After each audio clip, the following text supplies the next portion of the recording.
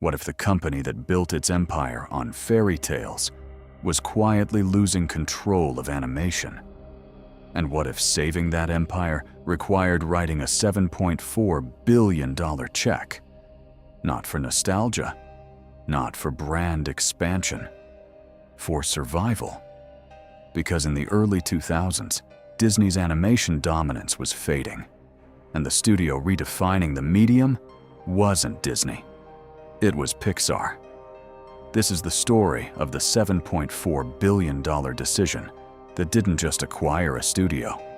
It reset the future of animation. And by the end of this video, you'll understand why this wasn't a purchase. It was a rescue operation. Throughout the 1990s, Disney owned animation. The Lion King, Beauty and the Beast, Aladdin, global box office powerhouses, cultural landmarks, merchandising machines. But by the early 2000s, the formula was breaking down. Films like Atlantis, The Lost Empire, Treasure Planet, and Home on the Range underperformed. Budgets ballooned, returns shrank, audience enthusiasm cooled. More importantly, the market was shifting. Computer-generated animation was no longer experimental. It was the future. And Disney, the studio that once defined innovation, was reacting instead of leading. Internally, the traditional 2D animation pipeline was dismantled. Talent left. Morale declined. Creative direction became uncertain. Externally, something more dangerous was happening. The characters driving toy sales, theme park buzz, and cultural conversation weren't coming from Walt Disney Animation Studios. They were coming from Pixar. Disney wasn't just facing a slump, it was losing relevance. Since the release of Toy Story in 1995, Pixar had built something almost unheard of in Hollywood. A flawless creative streak. Monsters, Inc., Finding Nemo, The Incredibles, hit after hit, critical acclaim, expanding global box office. Pixar didn't just master CGI technology, it mastered emotional storytelling within it. And audiences noticed, but Pixar wasn't operating in isolation. It had a distribution agreement with the Walt Disney Company. Disney financed and distributed the films. Pixar created them. On paper, it was a partnership. In reality, it was becoming a power imbalance.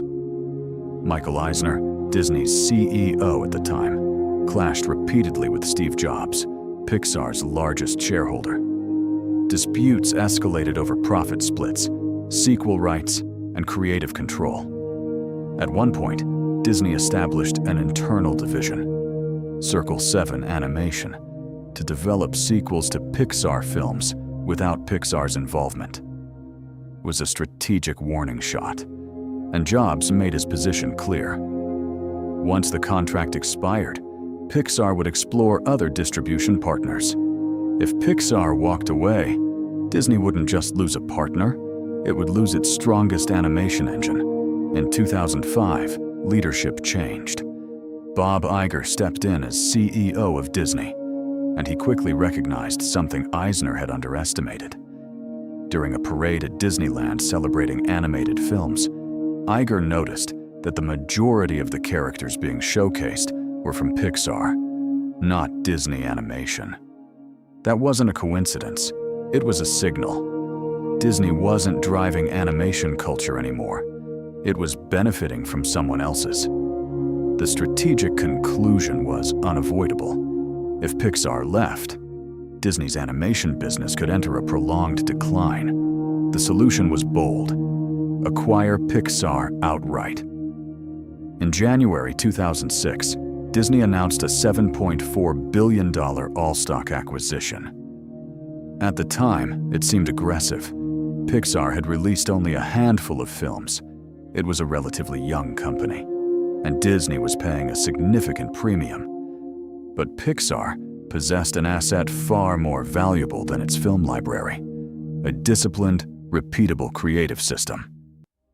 Still, the risks were real: share dilution, cultural integration challenges, potential talent departures, and perhaps most critically, Steve Jobs would become Disney's largest individual shareholder and join the board, an influential outsider with a reputation for disruption.